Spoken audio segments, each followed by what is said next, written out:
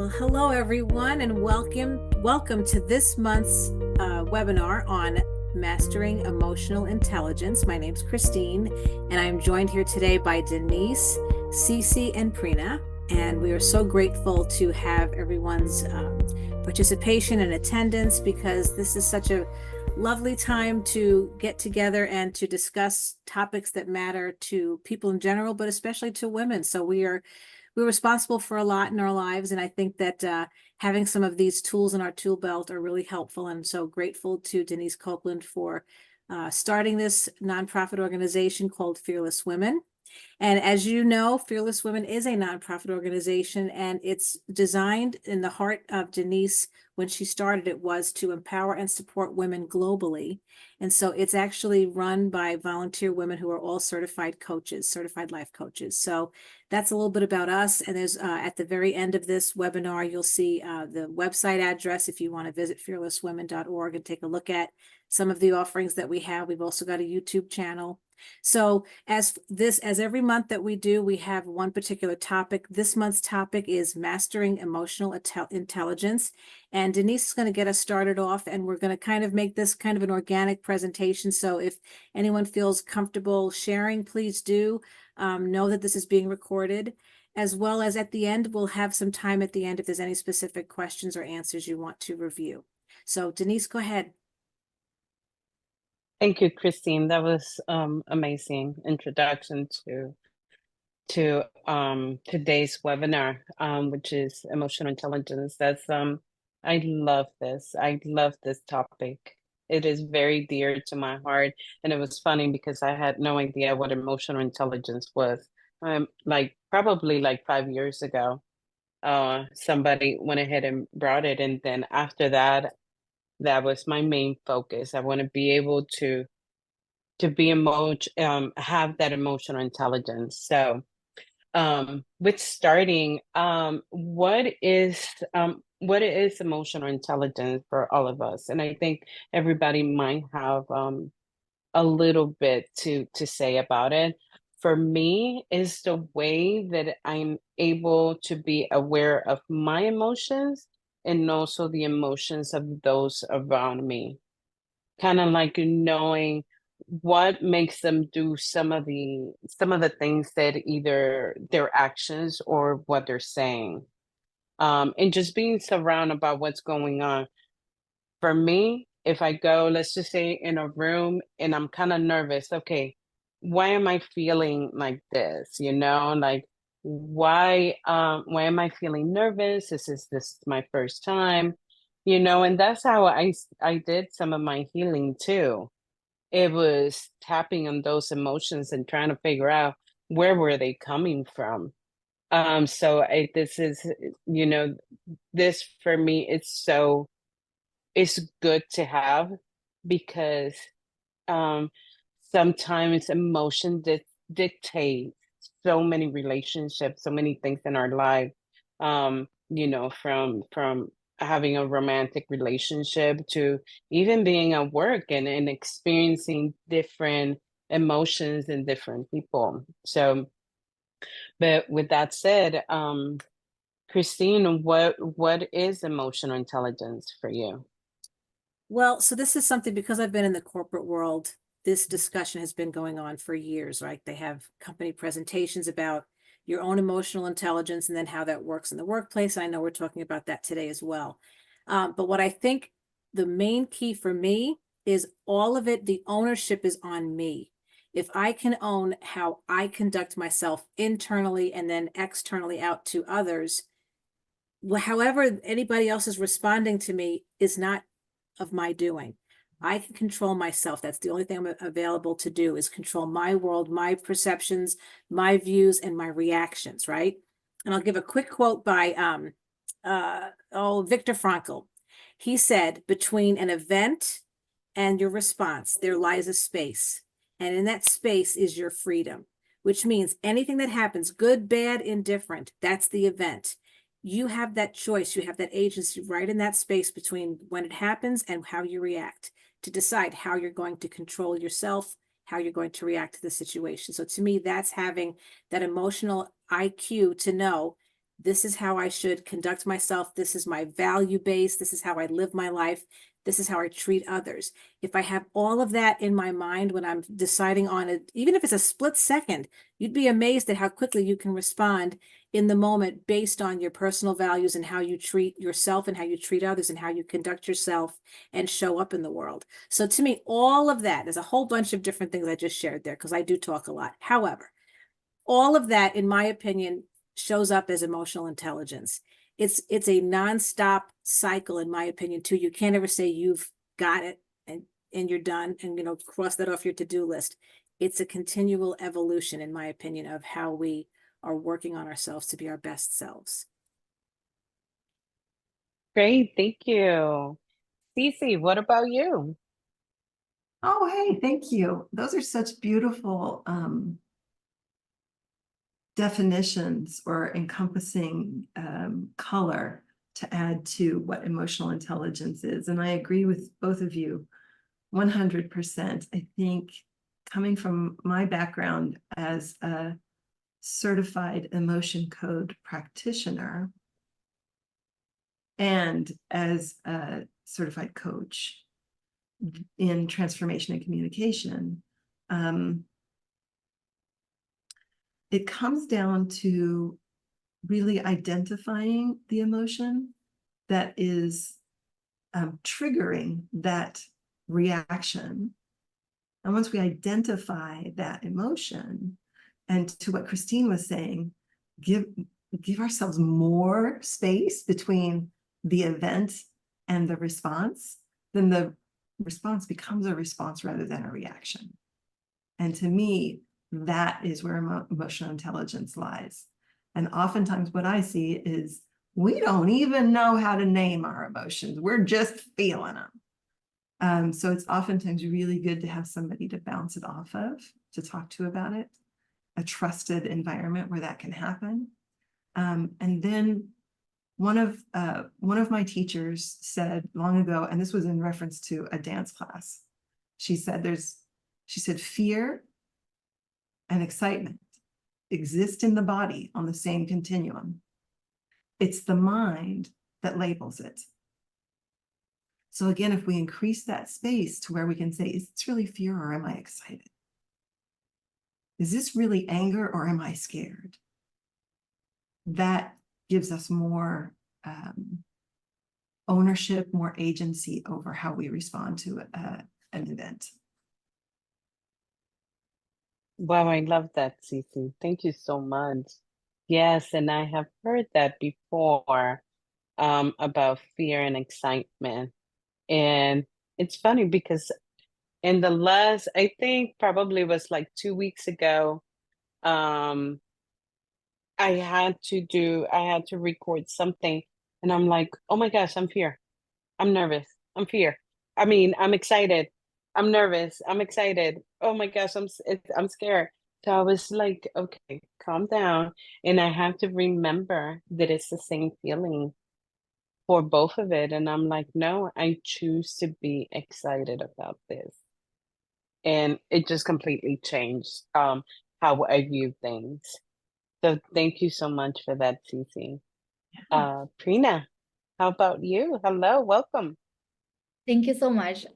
First of all, thank you all. And this is really, really amazing place, right? I feel excited to talk about these topics because this, first of all, emotional intelligence play a key role in how day to day we conduct ourselves around our emotions. And I love to hear about from Denise, Ceci, and Christine what you just shared, right? And I totally echo on what you just shared. I think emotional intelligence starts when you start recognizing and identifying emotions, as you mentioned, Cece. For me, after recognizing, right, even if you are fearful or anger, but those are your emotions that you go and tend to, it's kind of your comfort zone, right? Whenever there is like external things happen, you go down feeling something. But having emotional intelligence means creating those emotions and then creating a strength around it, right? if you are fearful, but then how to convert those emotion into your own strength. So how you just mentioned about fearful or excitement, but then eh, being fearful or being anxious, those are kind of your comfort zone that you tend to go because something externally is not working as your internal system or your internal being is. But then making that as a strength to still come up and conduct yourself, um, that's like constant, first being aware about your own emotions. And then I think one has to also acknowledge, I'm being fearful, I'm feeling angry, I'm feeling sad. You don't, if I'm feeling sad, I cannot happy, right? I have to acknowledge what making me sad. You have to address those emotions as well. You cannot just suppress and ignore it. And uh, then you found your own system, how to then like come out of or conduct yourself and bring yourself in a best way possible, understanding those emotions and creating that intelligence around and using that as a strength. So that's what I believe being what emotional intelligence is. And one, like, there is a very small I have a 5-year-old and I like when he comes and like asks me, hey mama, he recognizes my emotions, like, whatever I'm might be going through, but he recognizes that. He also understand in his own little way about his emotion, and he expresses, right?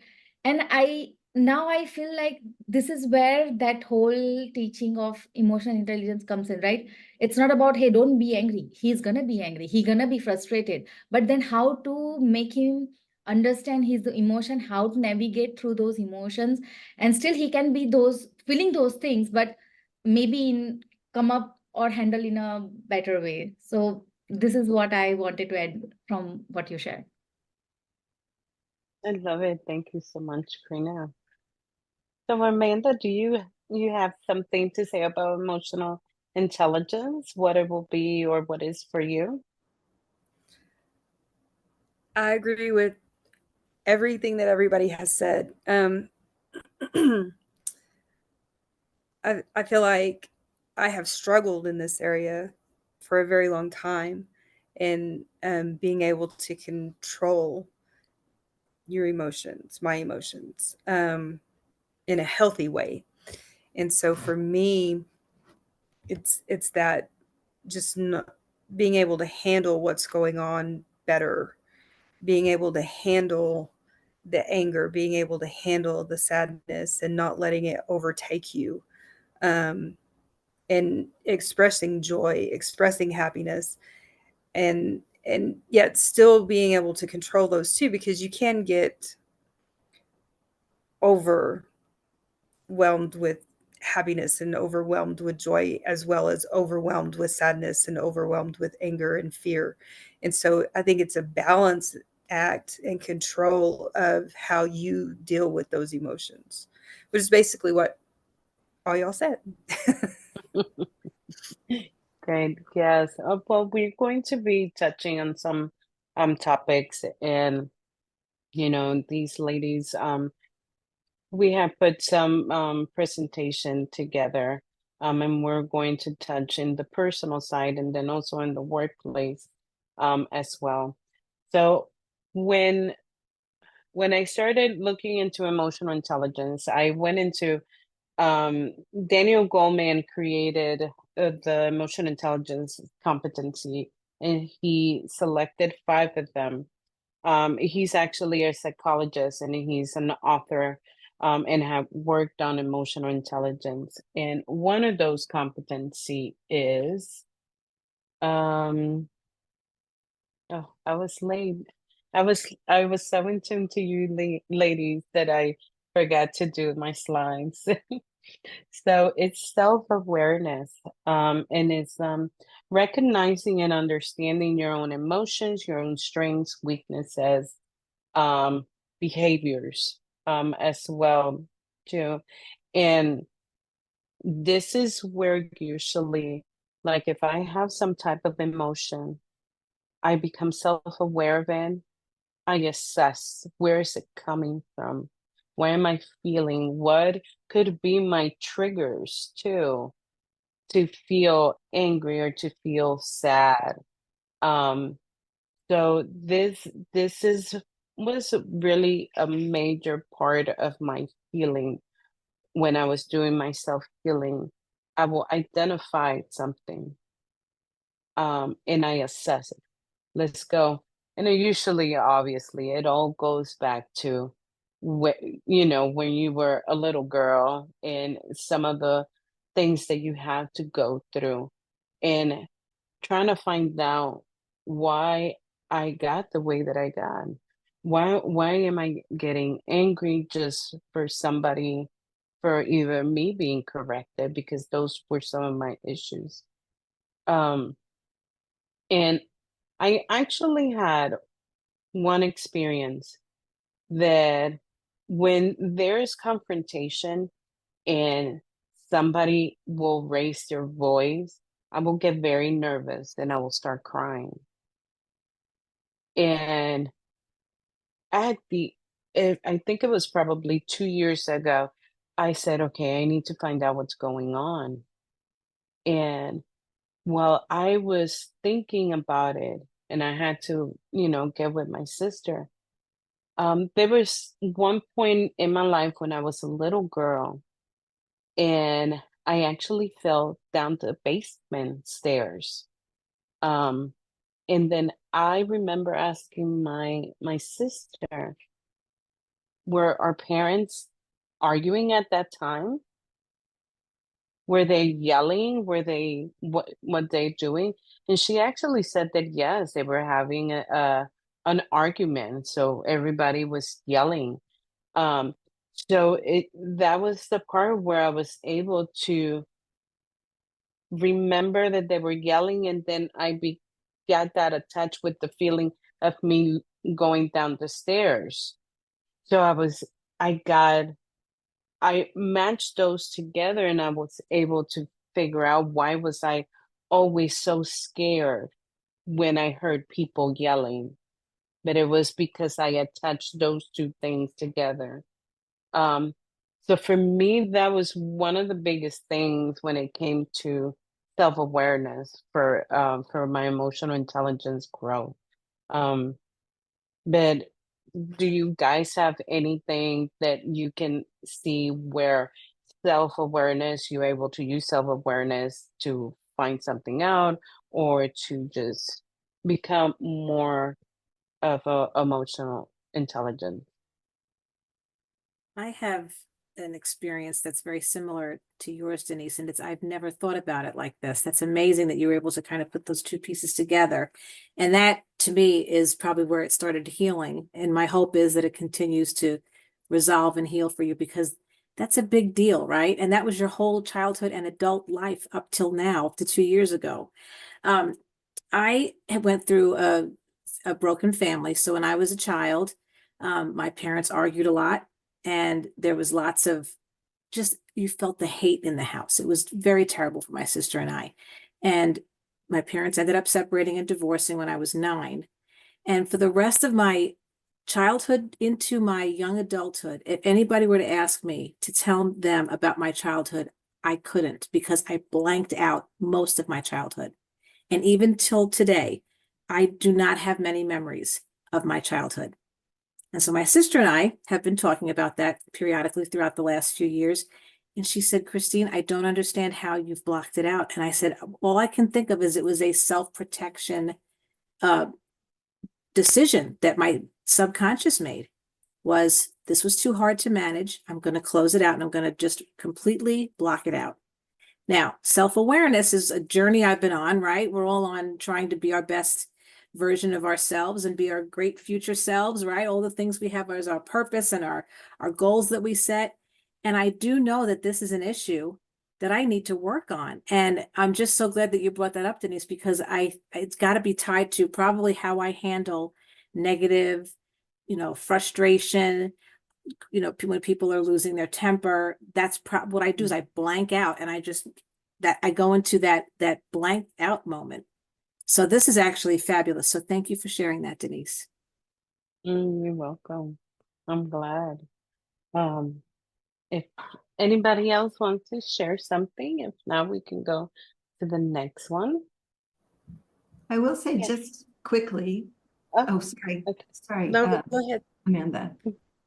I will say quickly that as with 10 plus years as an emotion code practitioner, oftentimes, just like you said, Denise, we can't get there on our own. You reached out to your sister, right? Yes.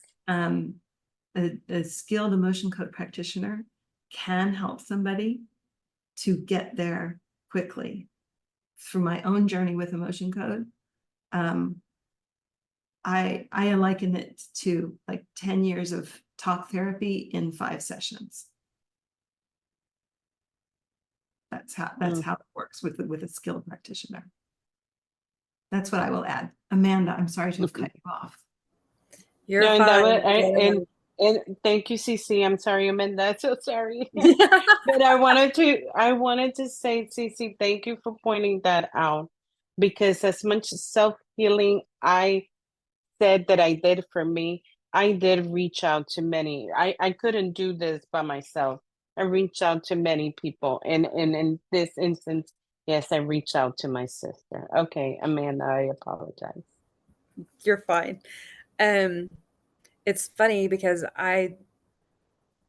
when Christine was talking, I reached out.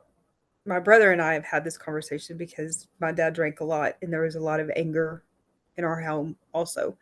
And I remember everything. And my brother doesn't remember any of it. And I think that he has taken your approach and he has blocked everything out because he didn't want to remember. And I think because I remember everything, I have a harder time dealing with people who are angry or people who are yelling or, you know, intense situations. I am very empathetic. I feel the energy in a room. I feel the person who has the most anger and has the most pent up energy that, I feel that. And I never understood why I was so emotional towards that. And it wasn't until recently that I have started learning why that is. Um, and so I think that this is such a great webinar for people who have struggled in this. So hopefully healing can come. And I didn't even realize that I needed to heal from all of this. I thought I was fine. I thought that I'm good. I got this. I'm self-aware now. I'm, fixing all the things that are wrong with me until we kind of really started talking about this, and it's kind of triggering me and knowing that I really do need a lot of healing in the emotional intelligence. So again, thank you for doing this. I appreciate it. You're welcome. Thank you for being so open with us. I appreciate you, Amanda. All right. So so moving to the next one is self-regulation. And this is where once you're self-aware, now how can you regulate all those emotions? How can you handle it? And this was crucial for me growing up, and even as an adult, it was very, very hard. Um, I had so much hurt and sadness within me, that it impacted all my emotions so much. And sometimes emotions of being heard made me so angry at points. So, and then everybody will say, "Oh, you're just too emotional." I heard that so many times. You're just too emotional. And then I was like, I heard it so much that I did not want it to become bad. Like I saw it like something that I did something bad, or like I shouldn't be like that. Um, but again, through my healing, I said, there is a reason why God created me this way. I cannot change because I try. I wanted to be, somebody that it was tough, somebody that didn't care, like somebody that you will not hurt. That's not me. So how can I create change something that my God had created me, and there was a reason for me to be this way?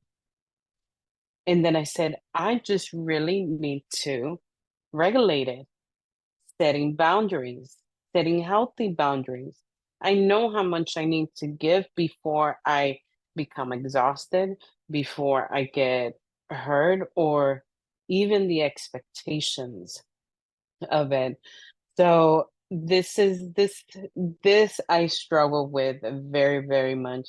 And sometimes I still do, like Cece said, or Christine, I can't remember. But it's an ongoing process of trying to be still grow within the emotional intelligence, because things just keep on happening. And we just learn, and makes us stronger, and then there's another layer, like the onion. So in the sake of time, I'm just gonna keep on going unless anybody has something to say about this. Please feel free. Actually, Denise, this is so wonderful that you share about, like, everybody around you mentioned that you are too emotional when you express your emotions. I have actually a opposite experience personally. When I was growing up, I thought showing emotion is a sign of weakness.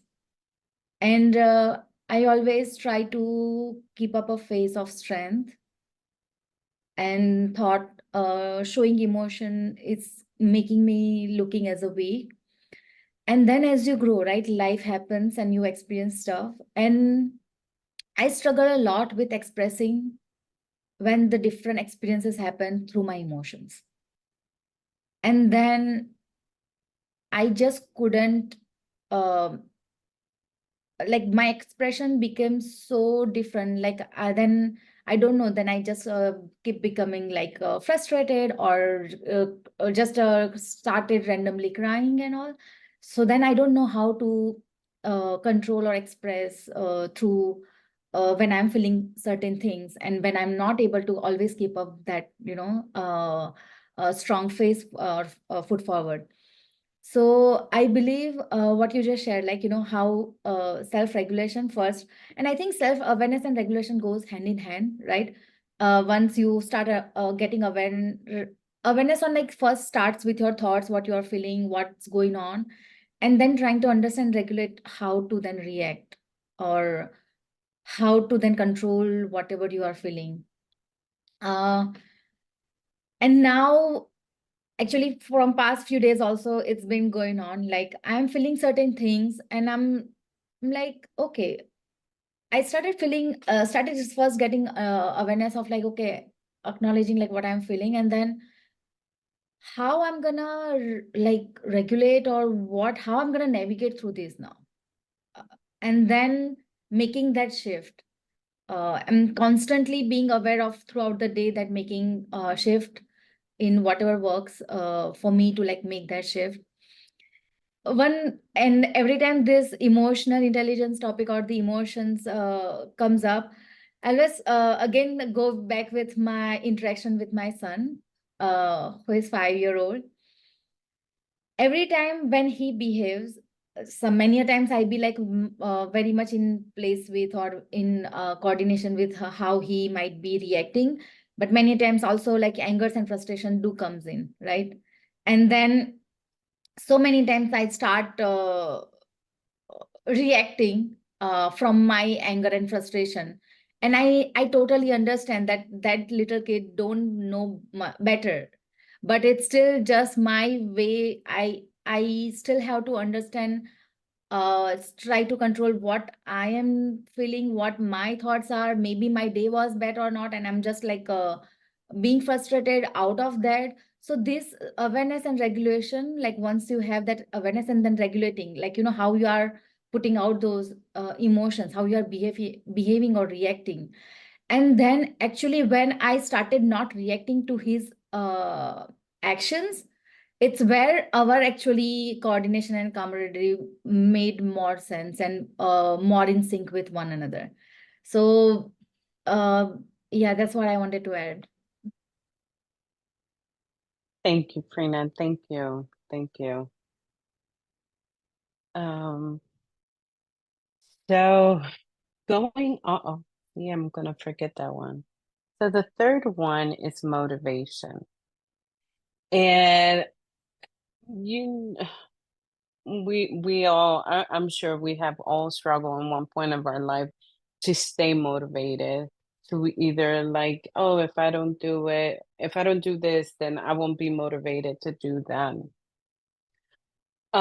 So for me, um, how I use my emotional intelligence for to stay motivated is that, and this might be very unhealthy way of doing it, but I add a lot to my plate because I know the moment that I have some free time, I'm completely lost. Like I will just not do anything when it comes to motivation. So sometimes it's like I feel that I need to be in that peak of my day with handling a lot of things because it's what drives me to continue to do it. And I had coaching for this. I had somebody that coached me. He said, and he started asking me, why do you put so much on your plate? And I said, because if I don't put a lot on my plate, then I'm afraid that I'm just going to slack off. And then here I have to deal with a season of not feeling accomplished or a season that I did not do anything that I needed to do. So I stay with constant a to-do list. Oh, I got to do this and check them off. So that for me is how I stay motivated with certain things. Even going to the gym, I needed to find motivation that it was not being with a partner. Because the one time that my friend decided not to go to the gym because of something else, then guess what? I will think like, and I'm not gonna go because my friend is dealing with something, and then I'm not going. So so that's why I will say, no, I go to the gym every day. And I try to go to the gym every day, regardless of having accountability partner, just to keep me motivated. Um, but it's definitely a struggle for this. So I think that's why that's the way that I handle the motivation. If anybody has anything to add on how they handle some of the motivation in their life.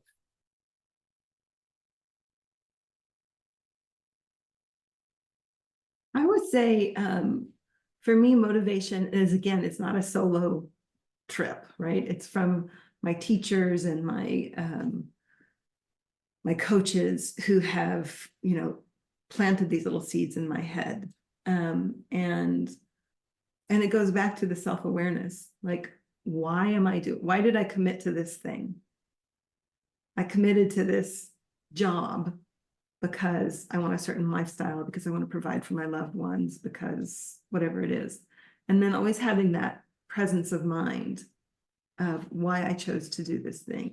I chose to commit to a year of daily yoga practices in a hot room. Why did I do that when I live in Florida? Well, I know my why. I needed to get better. I needed to be able to breathe better. I need more movement. And every morning when I wake up and say, do I really have to go? I go through my list of why. This is why I'm going. That is think- really good. I think we had a little discussion about this too. I think some motivation comes from fun too.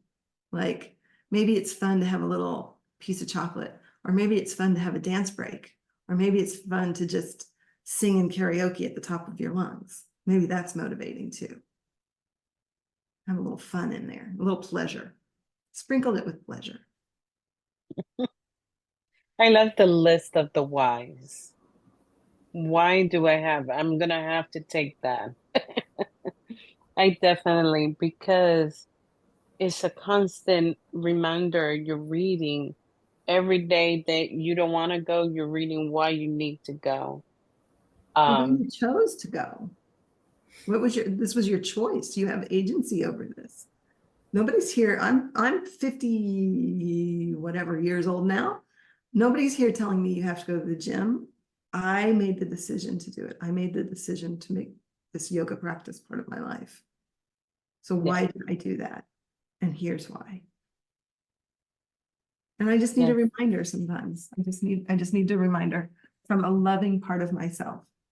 I lovingly chose to do this because I can breathe better, because I have better digestion, because I have more mobility. And at 50 years old, that's important.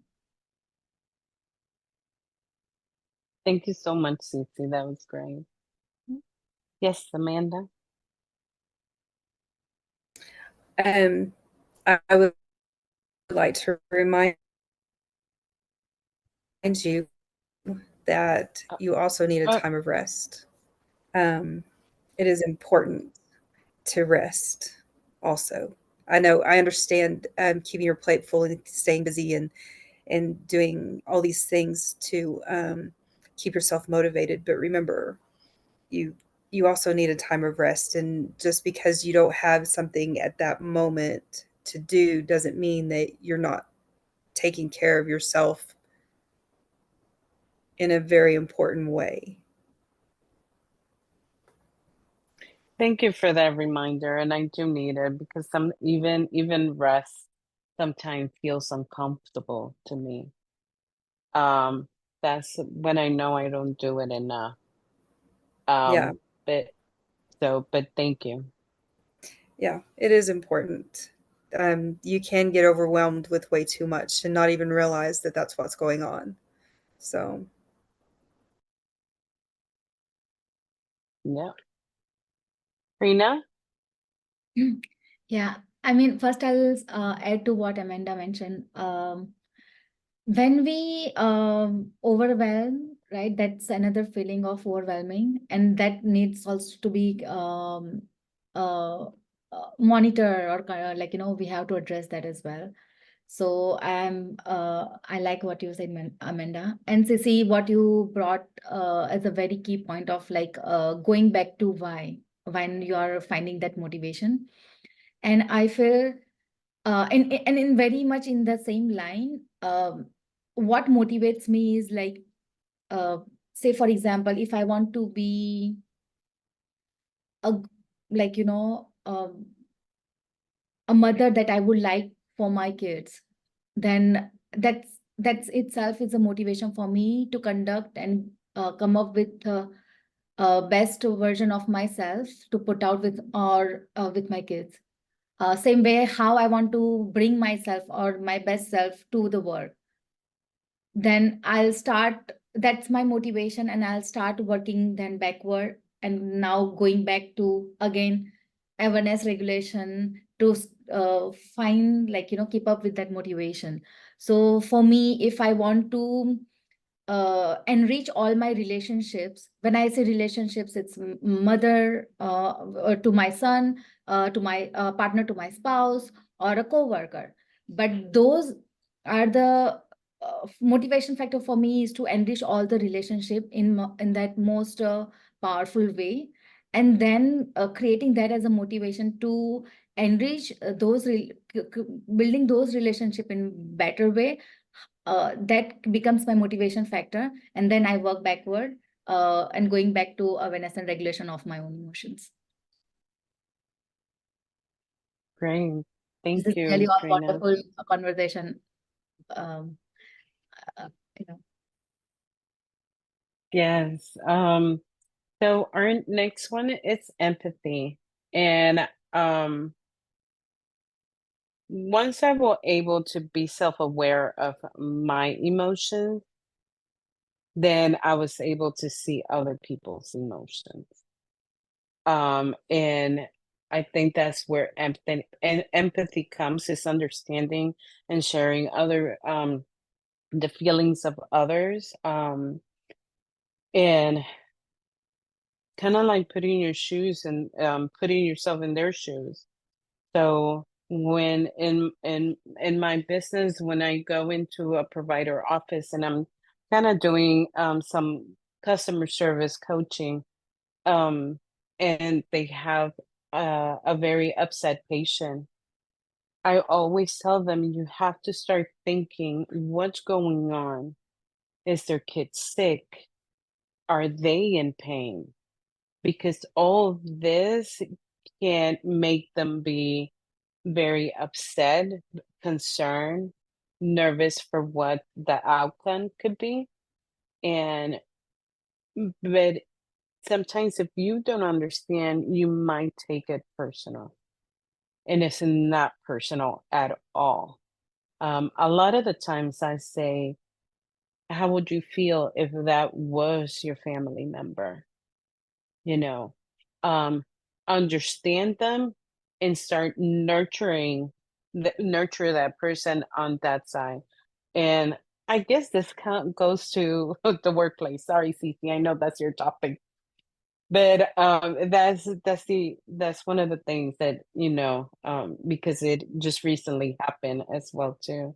But that will be some of the ways um, to know the emotions of others, and also saying, um, sometimes a person can say something to you that it might offend you, but it's not towards you. It's just that they don't know how to either act or say it, or, their actions, they're saying the wrong action. So it's really them. But because you don't have and you haven't worked through some of the emotional intelligence work, then you wouldn't be able to identify that. And that can sometimes really make it or break it when it comes to a relationship, um, you know, family member, friends, any type of relationship. Anyone wants to add to that?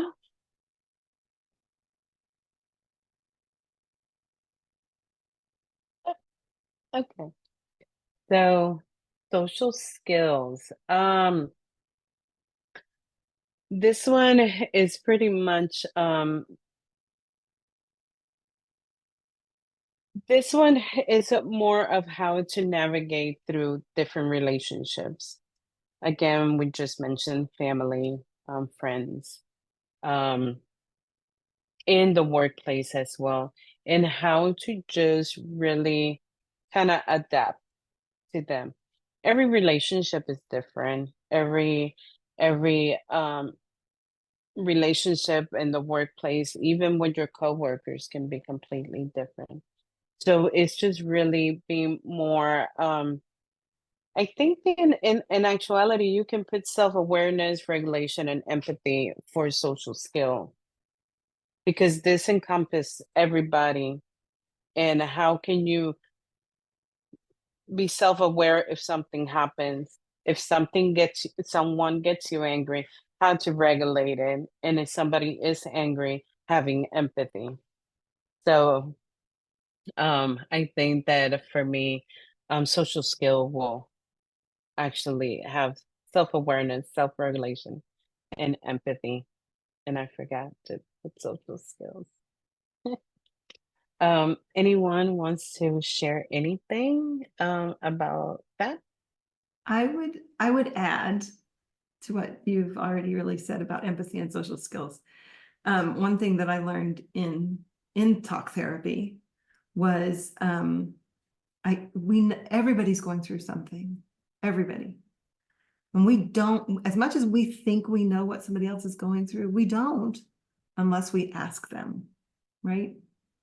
So we can have empathy on what we think is happening, and we can have the social skills and the social graces to say, it looks like something's happening for you right now.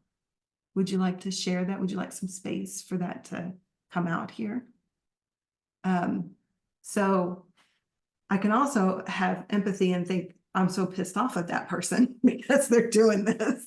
Like, I'm feeling them and it makes me angry, but I don't know the whole story. So that's where it ties in, is that my therapist used to tell me this all the time. You don't know what your dad's thinking because you haven't asked him. You're not talking to him. Yeah, that is so good. In a lot of my when I'm in different offices, I try, if it's the manager that I'm trying to provide some coaching, I make sure too that I let her know, you know, somebody is gonna start complaining about the other one. And when it comes to if we're in a workplace, and that will be a segue for Ceci. But you need to just know that you don't know the whole story about what happened. And you can't overreact. You just can just take it in and do your investigation. The other thing is too is like the stress that everybody can be having in a workplace, making sure that you know how to stop it once it gets to you. Because once you're stressed, sometimes it's hard to start making realistic or rational decision. But with that, I'm going to switch it over to Ceci for emotional intelligence in the workplace.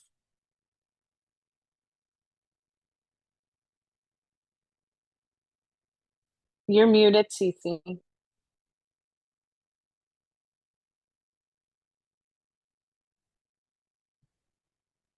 There we go.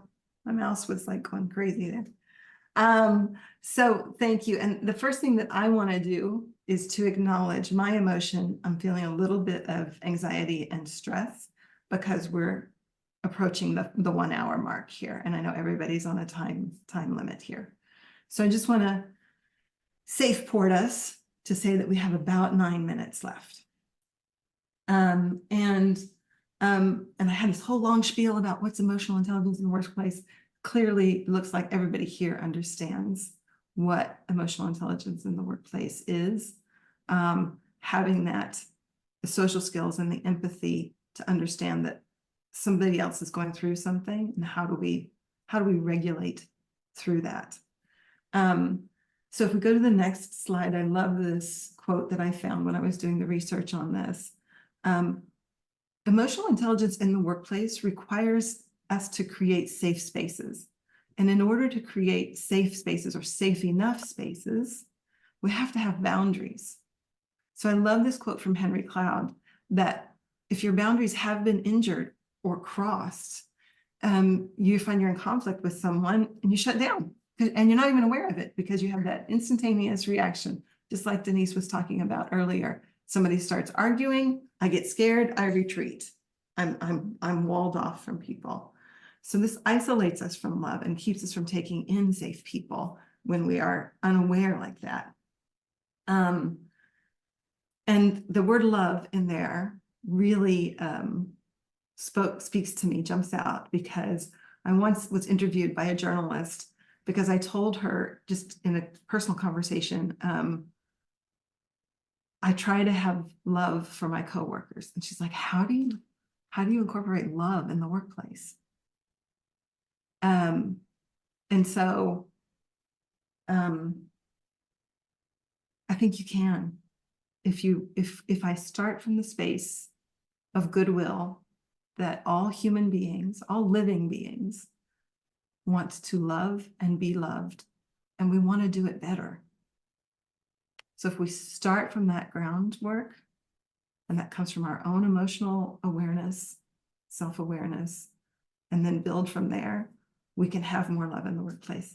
And Denise, if you want to go on to the next slide, and you can just pop, yeah, there we go. So I identify my emotions first, and I give myself the permission, the space to acknowledge what my emotions are, just like I did before we started talking here. I'm a little anxious and nervous and scared and whatever. It's okay. I can take a deep breath after I've let it out. And you all nodded your heads and you were smiling and like, oh yeah, we're on the same wavelength. We know we're running up on our time. So I give myself the space to acknowledge my emotions. And this creates space for other people to acknowledge and own their emotions too. It, like, safe space generates safe space. Like, it's a self-generating event.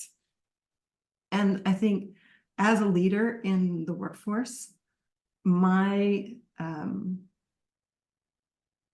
strongest like North Star is consistency. Consistency is key. And when I'm not consistent in my values, I need to admit it. Like Brene Brown has a whole podcast on this, daring leadership. And if I fall short, if I, excuse me, fuck up, if I screw up, admit it. I was not the best leader. That was not my shining star moment as your leader. Here's what I would like from you to help me do it better. Can you help me create this safe space?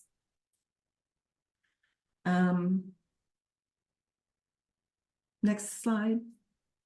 So again, when I own my own feelings and take care of myself in them, I leave space for other people to do the same.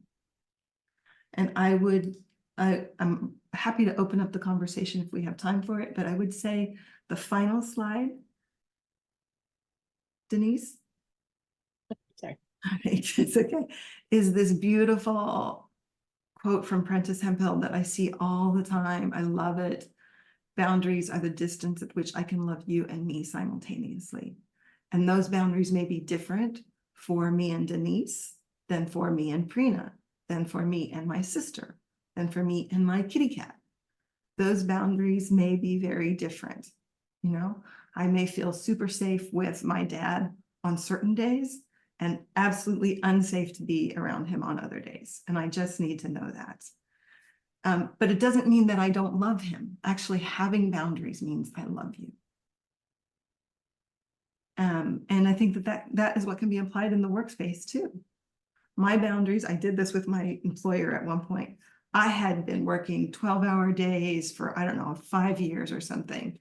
And all of this with the intention that I was going to get promoted. So I wrote the job description for the job that I was going to get promoted to, and he hired somebody from outside.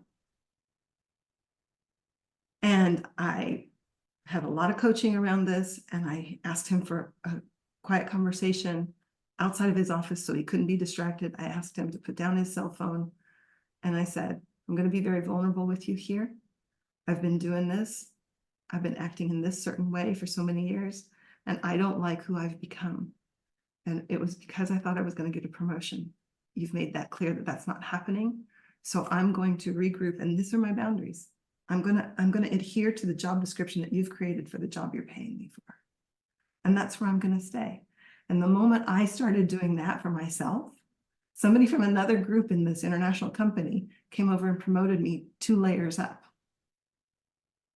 It was magical, but those boundaries work. So I open it up. That's what I have to say about emotional intelligence in the workplace. Obviously, I have so much more to talk about, but we don't have time for it. So.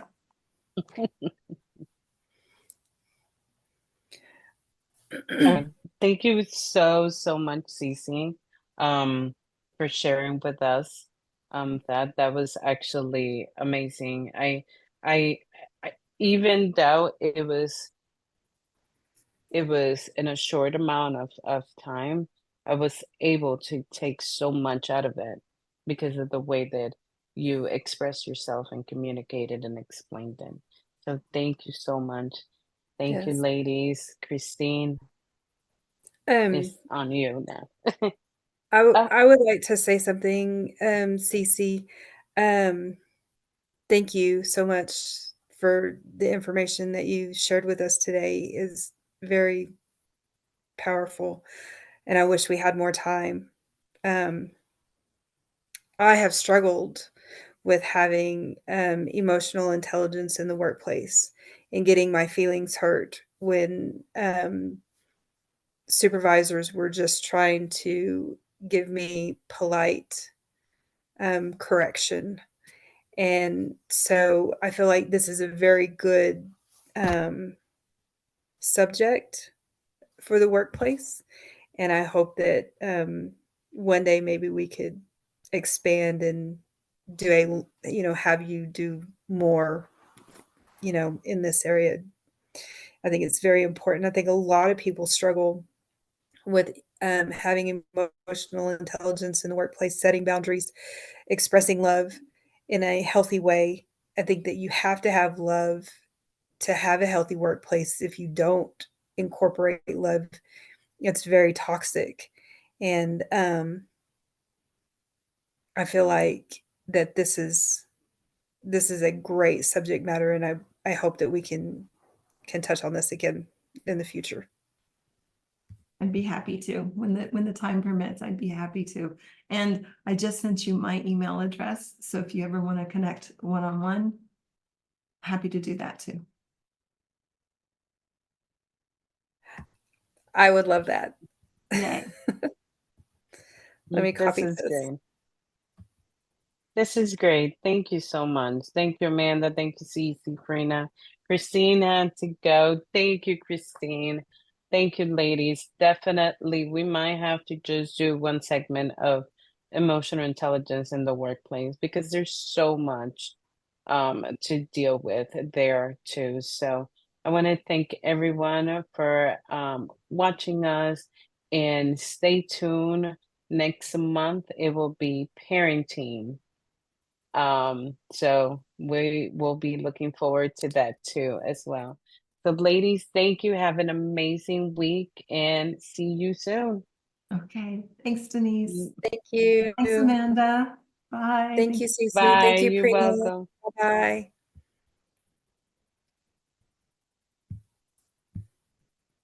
I don't know how to stop it. Down in the bottom right-hand corner, it should say leave or end.